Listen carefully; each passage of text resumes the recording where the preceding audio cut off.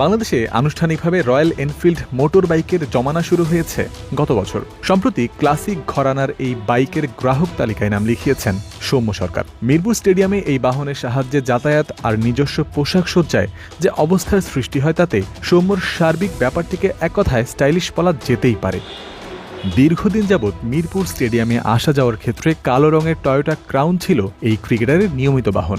এখন তাতে পরিবর্তন এসেছে কিছুটা, বুধবার তেমনই একটা দিন। নিজের বাইকে করে পরবর্তী গন্তব্যের উদ্দেশ্যে এগিয়েছেন সৌম্য সরকার, হয়তো বাড়ির উদ্দেশ্যে কিংবা অন্য কোথাও। তবে এই মুহূর্তে সৌম্যর ক্রিকেট ক্যারিয়ারের গন্তব্য কোন দিকে সে কথা কজন জানেন, তিনি নিজেও কি জানেন? কয়েক মাস আগে পর্যন্ত সাদা বলের 2 ফরম্যাটের দলে নিয়মিত হয়েই উঠেছিলেন। তবে ইনজুরি আর নির্বাচকদের চাহিদা মেটাতে না পারা তাকে দূরে ঠেলে দিয়েছে দল থেকে।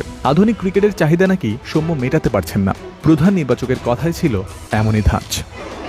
তানজিদ তামিম বা পারভেজ ইমন যে ইন্টেন্সিটিতে রান তোলেন সেই রকম পর্যায়ে সৌম্যকে দেখতে চায় রাজ্জাক লিপুর নির্বাচক প্যানেল। এই ক্রিকেটার যেন নিজেকে আরেক ধাপ ওপরে তুলে আনেন, তাহলেই আবার বিবেচিত হবেন জাতীয় দলে। সিলেক্টরদের তরফে এসেছিল এমন কথাই। এমন লক্ষ্য সামনে পেয়ে সৌম্যর মধ্যে কেমন ভাবনা কাজ করেছে তিনি নিজেই তা বলতে পারবেন। তবে ব্যক্তি জীবন বা ক্রিকেট খেলায় তার মধ্যে স্টাইলিশ ব্যাপারটা খুব ভালো করেই আছে। ভক্তরাও সেই আউটার অ্যাটিটিউড পছন্দ করে বেশ।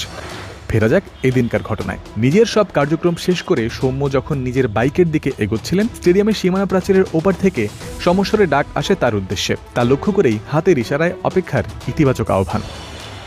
সৌম্য এগিয়েছেন কিছু অচেনা মানুষের উদ্দেশ্যে। লোহার বেষ্টনীর ওপার থেকেই সেলফি তোলা শুরু করেছেন তারা। তবে ওই বেষ্টনীর কারণে সৌম্যর মুখশ্রী যে আড়ালেই পড়ে যাবে তা বলে দেওয়ার অপেক্ষা রাখে না। এই ক্রিকেটার নিজেও সেটা উপলব্ধি করেছেন। সেই ভক্তদের বলেছেন মূল গেটের দিকে গিয়ে দাঁড়াতে।